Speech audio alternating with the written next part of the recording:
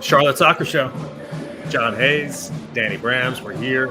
It's a early Sunday afternoon in the QC. Danny Brams, I'm here at the house in the studio, and you, sir, are a man about town. I had to get out of the house, man. I just, what can I say? I've been hyped. I've been vibing ever since the thing ended, the game, the win. We had a great night at EPR, and I barely slept because I was so happy with the win. And we set up to do this live stream. We're getting an early afternoon in, hopefully catching the late Mother's Day brunch crowd. Hopefully a happy Mother's Day to all the moms out there. We wouldn't be here without you, literally. So thank you. And I just said, I got to go get out of the house. It's kind of a spur of the moment. I should have invited you. Full disclosure, John was pissed at me for not inviting him when he found out I was here at Town Brewing. But came up to town because last night was like a lucid dream, if you will. And Lucid Dreams is one of the brews they have here, Hazy IPA at Town, that is legit one of my favorite beers of all, in the whole city. Definitely my favorite IPA. So I came up here to get a Lucid Dreams. I was like, I'm going to do the show and have my lucid dreams, you know, et cetera, et cetera. But then I get here, and it's been a while since I've been to town, and they don't have Lucid Dreams on tap today. So there you go. It's on hiatus.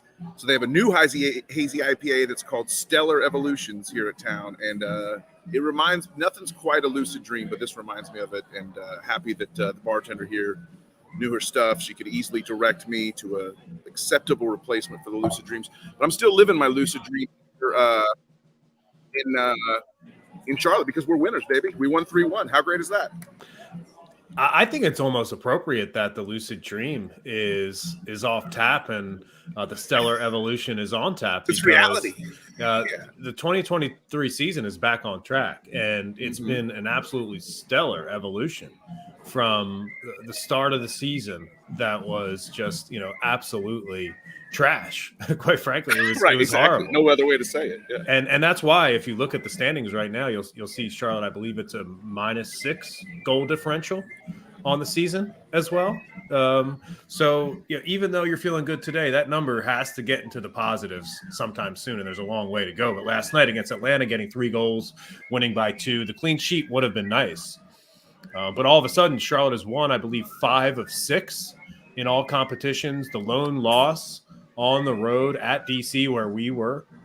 We went to DC and saw an absolute stinker. And the 1,200 fans that got bussed down there, who are just arriving back here in town now, shout out to them and the passion and the togetherness y'all showed at the Benz on Saturday. Greg Franco chiming in. He just got off the bus down at the tailgate lot. So shout out to y'all. And what an evolution it is, Danny, because all of a sudden this team has won 5 out of 6. And the Open Cup dream is still alive. And there's positive vibes heading into a big-time match week. Chicago Fire at home on Wednesday. We're in the thick of it now, Danny. Yeah, let's fucking go, as Hub Likes puts out there. Thanks to all the commenters who are joining us on YouTube. We're doing an early stream today just to test it out. We're trying to find out like the sweet spot, so we're doing a lot of experiments with these streams. There actually will be another one later tonight. So we're going to go for 2 for 1, 2 streams for 2 Justin Meram goals, basically a bonus episode with a special guest later tonight. But we are in the thick of it, John, to answer your question. The fixtures coming fast and furious. We have midweeks this week, next week, and the week after that. And this week is nice because we have 2 straight home games. But then we got to go on this hellish trip to like to Los Angeles, then to Philly, then to New York, like back to back to back. It's just horrible. But you're going to be at that Philly game, right? So you're excited about that. A nice little away day in your hometown. And it just feels like you said the season's back on track. I'm going to put the banner up here on our screen here, right on the Charlotte Soccer Show YouTube, because it's like a season that was wary of going lost, was just going by the wayside, is all of a sudden I think we're in a 7-way tie for the last playoff spot or something like that in the standings. Like the table's crazy. It's very compacted, and Atlanta looks like a shell of themselves compared to the team that came into the Fortress and beat us a couple months ago. We were almost able to reverse the scoreline. I wanted a 4-0 so that I wanted to get that 4th goal to be ours. Unfortunately, Atlanta got it, and I think we both wanted the clean sheet. You know how it is. Like, soccer fans are greedy. So when you're up 3-0, you want the clean sheet. You're like, okay, I've got the 3 goals. Now I want the clean sheet. And that's the state of mind I was in for like the last 30 minutes of last night's game. And it was unfortunate not to get it. I think Latanzio needs to learn. We can talk about this. We want to shout out our commenter, Alan Schmidt, who I believe is a new commenter. Welcome, Alan. Thanks for chiming in with us. He says, we've gathered here today to investigate crimes committed against Hamadi Diop. And that's one of the storylines coming out of that. If you in terms of Hamadi subbing in and subbing out, like that's the ultimate insult to a soccer player to like sub him in and sub him out before the end of full time. I've rarely seen it happen in leagues across the world. So that happened to Diop, right? But it's like, do we really care? Because like, I mean, it's whatever. We won. The season's back on track. Like, we can get into that. I just think Diop's going to have a part to play, so I'm not too worried about it. And right now, I'm just loving life. How could you not be loving life? Cheers to you out on the town at Town Brewing. Cheers to all of our TIFOs. Make sure you can find us on social at For the Crown Baby. You can find us there on Twitter. For those watching on YouTube, cheers to you. For those of you listening to the podcast, it's good to be back on the show after a week away. Awesome shows, Danny. Ashley Mahoney, shout out. Great guest on the show, Matt Geslin filling in, and Level Up Luke as well. We leveled up the stream last week for sure. It was great. Yeah. Huge week of shows. Brief apologies to the audience. I could have done better, John, with the audio quality of the Ashley Mahoney and Matt Geslin interviews. I got to apologize there. Inside the show, behind the scenes of the show. This is why you're the audio producer of this show. Is because when it's left to me, it's not quite as good as it could be. But hopefully, it was still a good listen for people. And yeah, you mentioned the faithful that went down. Here's what I would say. Last night, and you tell me if you agree with this.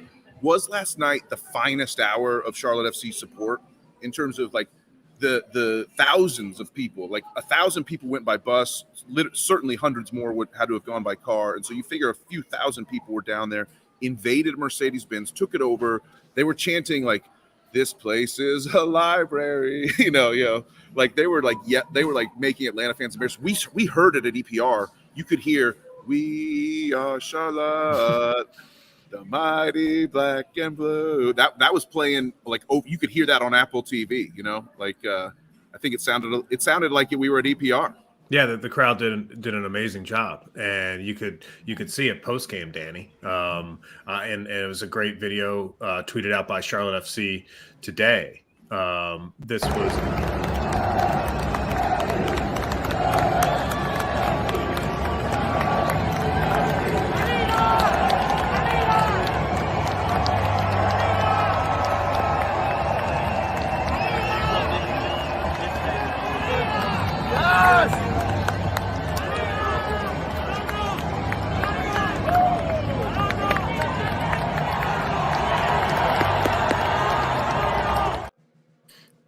That was an unbelievable moment. It certainly was. And Christian Kalina is a guy that has made all the difference in the world. And I want to talk about Justin Meram, Danny, and his brace. I want to talk about Karol Swiderski slotting home the PK. But I wanted to highlight Christian Kalina there and something that he did earlier in the match. I just wanted to call this out. Danny, I want to show you this clip from earlier in the match. Maybe this game goes a little bit differently if this doesn't happen. The transition to the transition.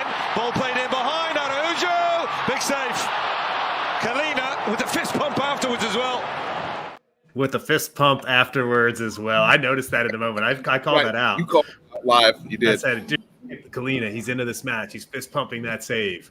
And, it set us up for a great match to have that moment early where the defense knew the keepers got their backs. We can be a little bit confident here, and having Kalina there, I think made a big difference early in the match.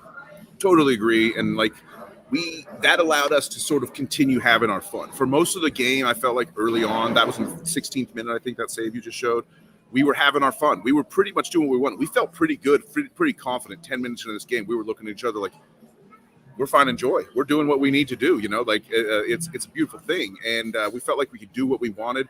But then there's always the danger of that goal against the run of play. And that was a counterattack from Atlanta that came in. Araujo was, pretty exposed there. It was pretty much a 1v1. And Kalina came up big, made himself big, made the kick save and a beauty, as we called it out at EPR.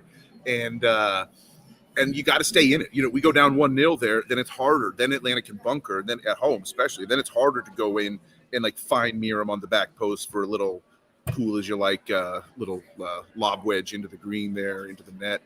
And then we get the 1-0 lead, and then we can open it up the way we want to. So yeah, that save was huge. Kalina's huge.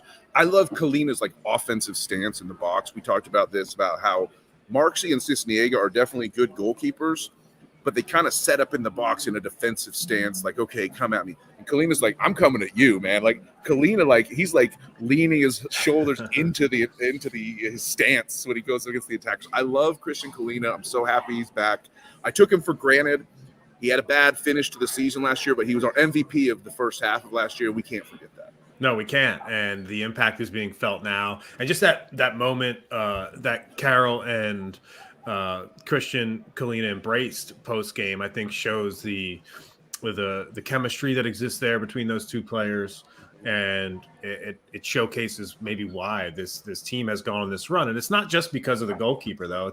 It's because of a player who came to this club unexpectedly, that Christian Lattanzio had a history with, and it's Justin Meram. It's a guy, Danny and Justin Meram, who you mentioned that quality finish on the back post, and without that clean save, this doesn't happen. And Justin Meram is our man of the match. He has to be your man of the match. He's my man of the match, Danny, for reasons like this. It's Lindsay outside the area with it. 18th minute, still no score. Westwood sends it back into the mixture. Going back post, it's Meram! He scores! Justin Meram against his old team! It's Charlotte FC to the lead 1-0!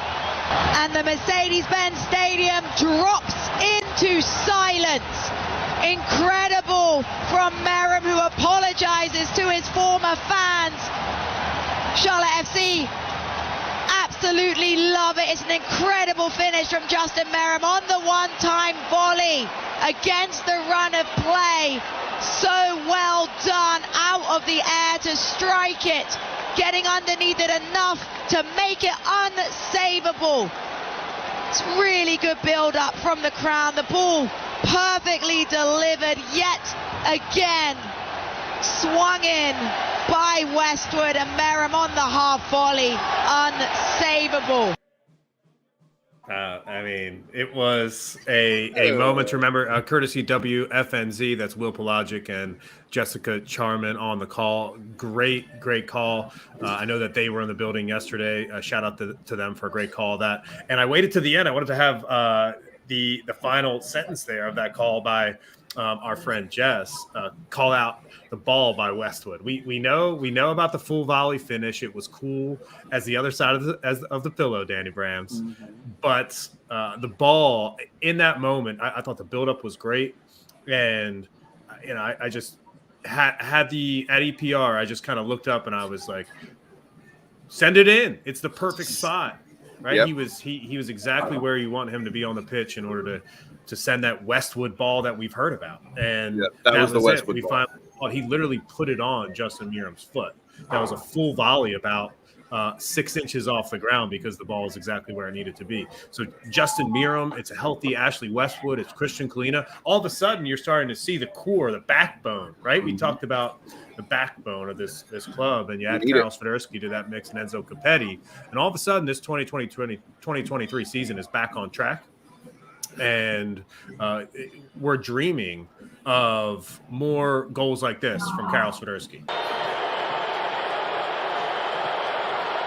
Swiderski against Westberg from the penalty spot, and he sends the keeper the wrong way, and he doubles the lead for Charlotte. What a start to the second half. The Pins is stunned.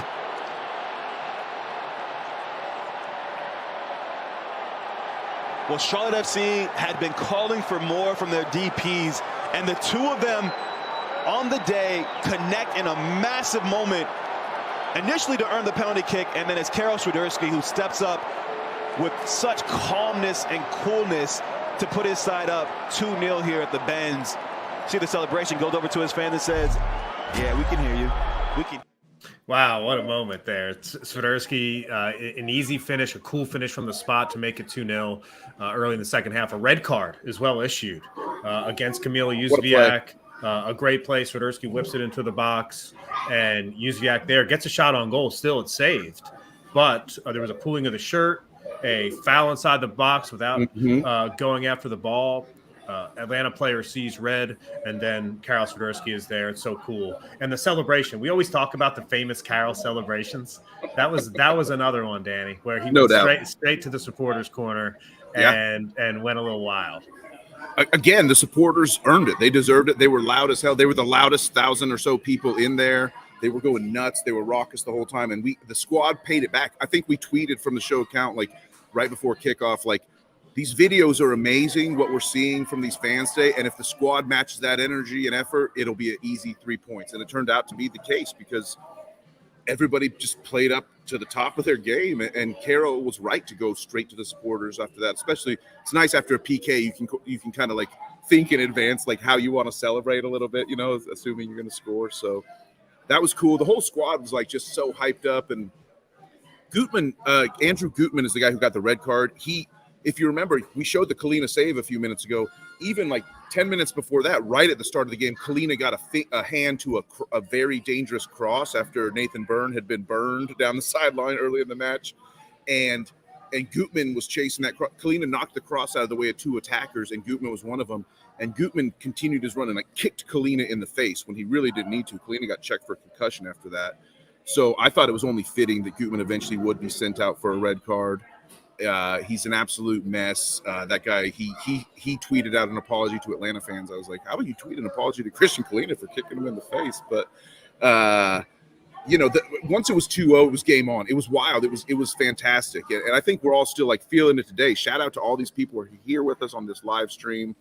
I want to say Bridget McCall, on Mother's Day, it's appropriate that we get one of the mothers in the audience to say, hey, guys, she's listening from a table at Outback at the Mother's Day brunch. That's how much the Charlotte Soccer Show means to some people, and I really appreciate that. More than anything.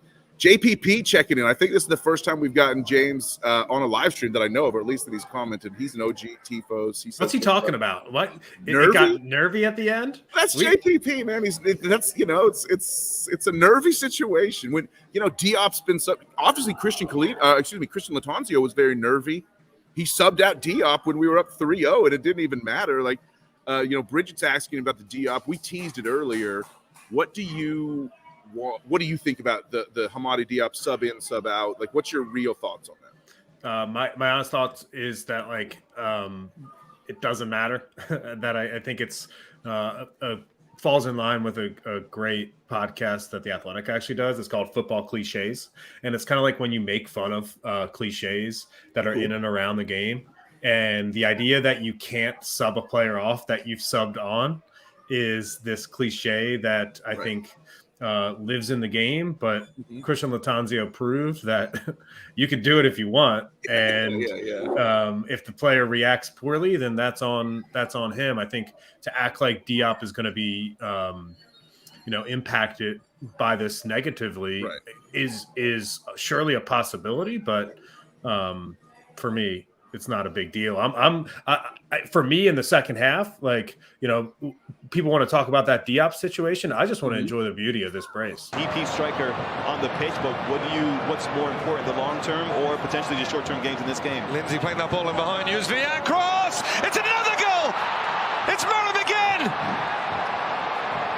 Well, that's the pick of the bunch for Charlotte, and their fans are absolutely in dreamland right now.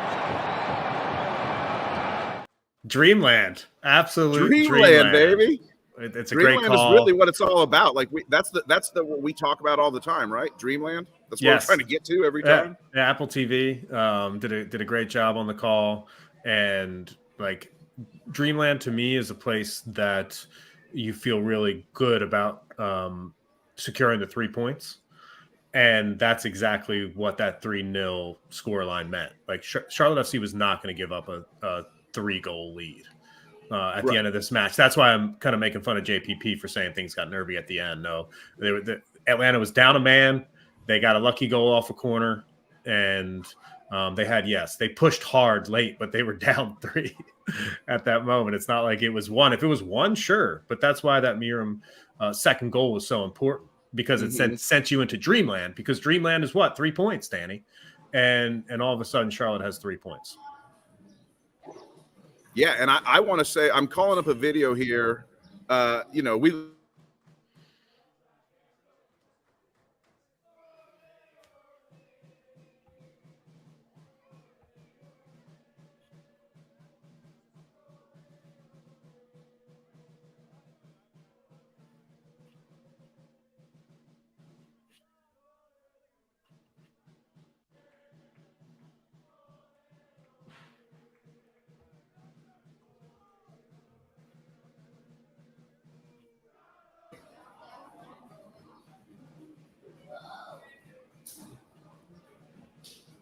All right, sorry about that. I think we got a slight disconnection there. My fault. Sorry. This is back to more inside the podcast. John was telling me, he's like, dude, make sure the internet's good there. Make sure the internet's. And I've had a couple of nervy moments, but I want to bring this up to you, John, because you talk about Dreamland, you talk about the brace, and this is what it meant at EPR right here.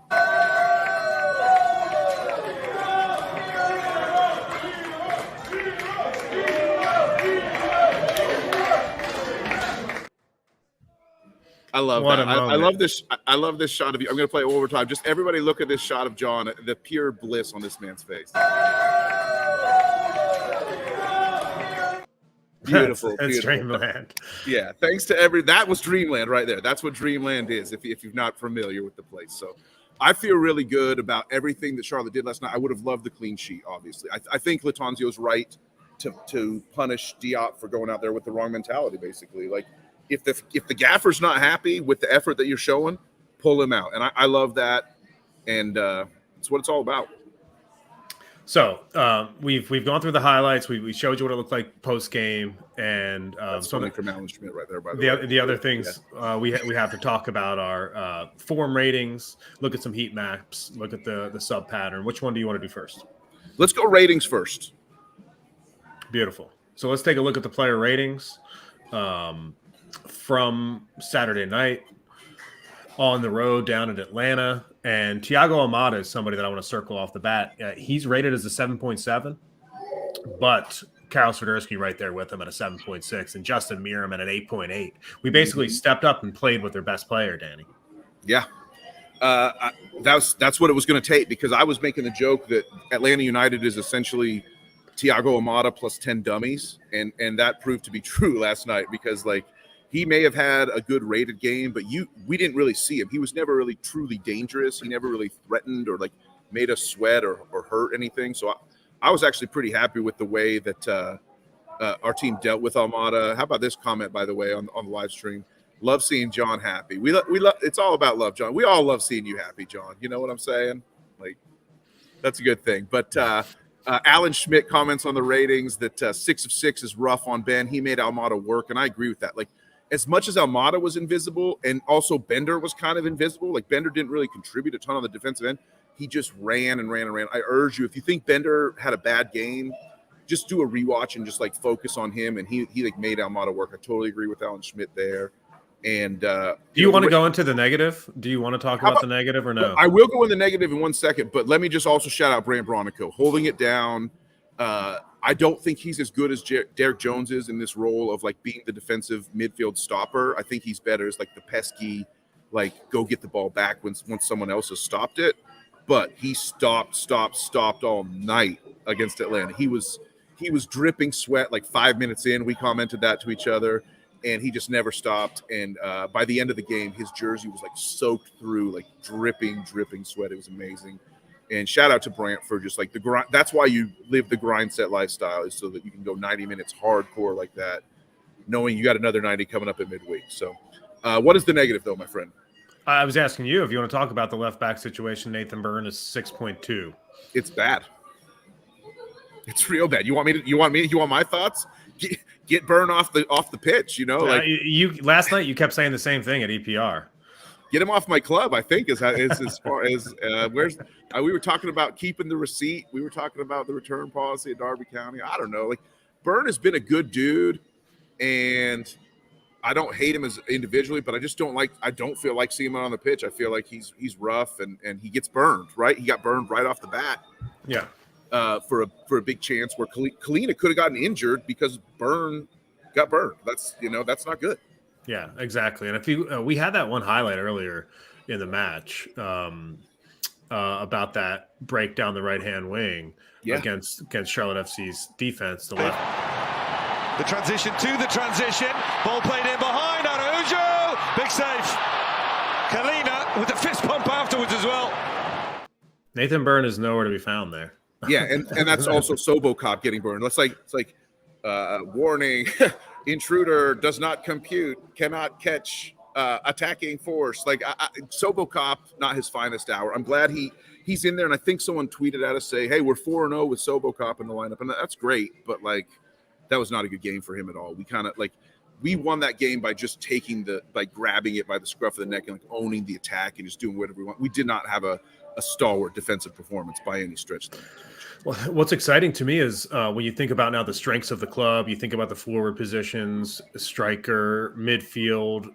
We talked about depth preseason, Danny, and I think all of a sudden now this team has really strong depth on both of those levels of the field. The problem is that back line. And while things feel great after this 5 out of 6 winning streak, all of a sudden you start thinking about Guzman Corujo. You start thinking about his timetable. When could we possibly get him back into the lineup as a center back pairing with Adilson Malanda?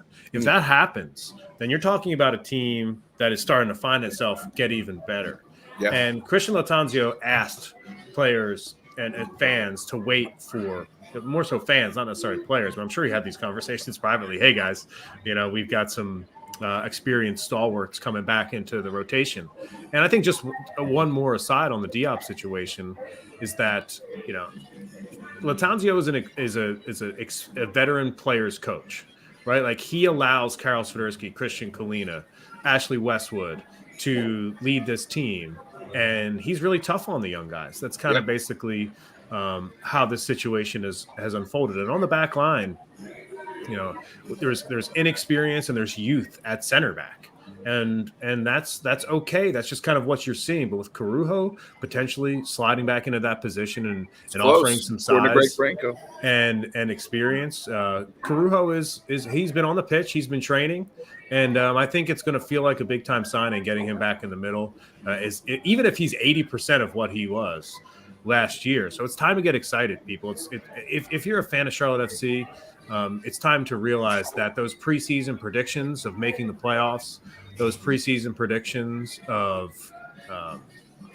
going on a U.S. Open Cup run, of Charlotte FC making noise, those opportunities, Danny, they're all right in front of this team right now because of a great run of form. And I've got to ask you, how does this team bottle this energy and bring it to the keep on Wednesday? Because I am flying out to Chicago tomorrow. Okay. And I'm flying back in hot on Wednesday to get to the keep. But we've got to make sure this energy keeps up. And I think this run of form could potentially make the keep a Wednesday night happy hour special, right? I like where you're going with that. Let me just put it this way: if you're going uptown for work on Wednesday, you better be at the match. Where else would you be? Stick around afterwards, have a couple drinks, go into the match, and enjoy some midweek soccer at the Keep. If this team gets 3 points on Wednesday, we've talked, Andy, about kind of stacking wins on top of each other, and all of a sudden 3 points on Wednesday. I believe it is 7 teams tied with 15 points in the East. And for what it's worth, Charlotte is number 7 on that list. Because of goal differential, probably, right? Because of goal differential, that's exactly right. But another 3 points will put them in a great situation. And remember, the MLS tiebreaker on the table is not goal differential; it is wins. Yeah. And Charlotte FC is getting a lot of wins. So, Danny, what's your plan on Wednesday? So I love that you're coming in hot. I'm also going to be coming hot. I work in Valentine, generally till 7 p.m. I might start planting the seeds early around the office. Like, hey, if I could sneak out of here 30 minutes early, it might be kind of nice. So we'll see. We shall see. I could be very well coming in hot though, and We won't get to do our normal goal line routine, but that's fine. My plan is probably bring my bike with me to work, park like a mile away from the stadium in the neighborhoods, and then bike in real quick, so I just have no issue with any parking or anything like that, Ubers or nonsense. So I'll be coming in hot. You asked the question, how do we keep the energy? And this is where the cool thing happens, where this is what winning does, right? This is what like winning the game in Atlanta does. It turns a disadvantage into an advantage, because like we win at that game, suspensions for Copetti and Jones, and it's like, oh man, how are we going to win without Copetti and Jones? These are two of our stalwarts. These are, two of the best 5 players on the team without even questioning it. So like, what are we going to do? Well, we did what we showed. What we did last night, we went and won the game. All of a sudden, in this fixture congestion, in this time where everyone's dealing with rotation issues and little small injuries and stuff like that, we got 2 guys who have had a week off to get to come in. Enzo and Derek, 2 of our best players, all of a sudden well rested, coming into a midweek match where they're ready to go. So like, I think that's going to help with the energy a lot, bringing those 2 guys back into the lineup. I think that knowing that he had those 2 in his back pocket allowed Latanzio to play some of the starters longer last night, which I didn't love. I would love to see. I never want Karol to sub, except I wanted him to sub last night for sure. But I think that's the key. And then the key is just the supporters need to bring it. Everybody that saw what happened when supporters come through, when you see what that quote unquote, they call it the 12th man, and we talked about soccer cliches earlier. The 12th man is a cliche. What you don't need a 12th man. You need your 1200th man. You need like thousands of people scream, like it's every little incremental edge that you get from every person yelling and devoting and giving their energy and to the cause. It helps. And like as Greg says here on the comments, the Chicago squad that just beat STL, CSCF, CFC, United, Wandering Rovers twice last week. They did. Chicago beat St. Louis twice last week. I don't really, once in the Cup, once in the league. I don't really rate St. Louis. I'm not too worried about it. Chicago did have one of their defenders pick up an injury last game, so maybe we could go against a weakened squad there. I think that could help. Look at what people are saying here in the chat. It's Kyle, one of our great tifos. Never thought I could say it would be 3 points off 4th, but in 12th. That's insane. I agree. JPP shouted out the great chance to make it 4-1, which would have been nice. Cambridge went a little wide on a sick pass from Karol that Alan Schmidt shouts out. If you're doing a rewatch of the game, if you just want to celebrate it all, make sure you stay to the end, because that pass from Karol that split like 2 lines and beat 4 defenders was amazing. Jay Forrest wants to say that Sobocop sent the beautiful ball long to earn Karol the PK. I agree. Doesn't mean Sobocop had a good game though. Sorry, Jay. I believe in him as a player. Just wasn't his best game. I just think what we have to do is take everything that we've got from this run and try to keep it going. And just like everything, like I'm not superstitious, but I am a little stitious, as Mike Scott says. And like, I'm getting the routines going. The things that worked, I'm going to do them again, in terms of like how I feel about the team, supporting the team, and the patience. Like one thing that JPP shouts out here is I think Camille's shown us we have to be patient with our players, really coming to zone this year. And so, yes, I want to bring the energy, but I also want to be patient with this squad. I don't want to get my expectations out of whack just because of one good run of form, because it could go south quick. We got a lot of games, and a month from now we could be all despair again if we're not careful. So, yeah, but it's important to at least acknowledge the opportunity that's in front of you, that you've kind of salvaged things. And as poor as the start was, as pathetic as the back line looked, getting Christian Kalina back, getting some experience working together on that back line has kind of made this doable if the forwards and the midfield play well. So my question for Wednesday night is center back. Who gets to start there? I think Malanda, who has been getting a knock here and there in these matches of late. He's going really hard. He's going to be sore, but he's probably going to have to play on Wednesday night. And I think Sobocinski might have to play as well. I think unless Derek Jones slides into the back line, which he could do, I'm against it. But he's just too good of a midfielder. Yep. It's not that he's not a good center back. He's not the worst center back, but he's too good of a midfielder. Right. Maybe Brant Bronico could play center back. Wow. He sort of did the other day. Because Brant could play every position. He could do anything. Yeah. What do you think about Meram? Like, maybe we should end real quick on just like more shout outs to Justin Meram. It's Kyle says, is that the addition that's bringing the on-field leadership and composure that Fuchs provided last year? That's an interesting take. I hadn't heard that before. It was easy chaotic. It was easy to say after last week's win that Meram was making a big difference. That the addition was one. And he said it post game in a post game interview. Meram was blindsided by the trade. That he was kind of shocked. All of a sudden, his time at RSL was up, right? And he was being traded to a place where he knew the manager, which really helped. But then he gets acclimated into the squad very quickly. We see his debut in DC, and thinking back now to the podcast we did, we made fun of the fact that Lattanzio brought him on there. Yeah, but Lattanzio was clearly bringing him on there just to get some reps with the guys, get him acclimated to the squad, because he was going to play him. Lattanzio knew at that moment that Meram was going to start that next match and you're start right. Good insight. Yeah, very insightful take by you. And that's why he brought him on the pitch then and kind of said, I'm going to throw up the white flag here in DC and prioritize the next couple of games, because this guy's going to make a big difference to us, because we need that experience. So just want to say that, again, somebody that maybe deserves credit for this is Zoran Krneta, somebody who goes out and finds a player that makes things happen very quickly. So shout out to Zoran Krneta as well, and the club for getting a bunch of fans down there yesterday. Shout out to everybody involved and the people that helped the supporters get down on Saturday.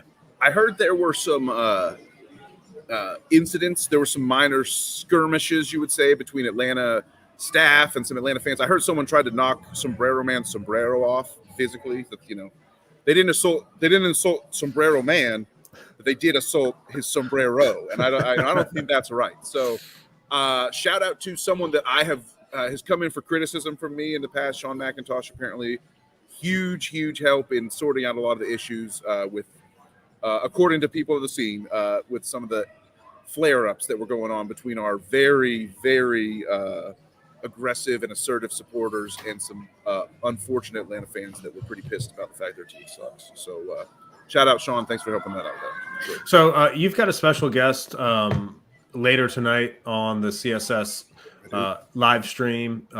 Make sure you get into the Chicago game a little bit. I want to hear a little bit of a Chicago preview because I'm curious what our guest thinks about how this team can win on Wednesday, because I called Atlanta maybe one of the biggest games of the season just because of the opportunity.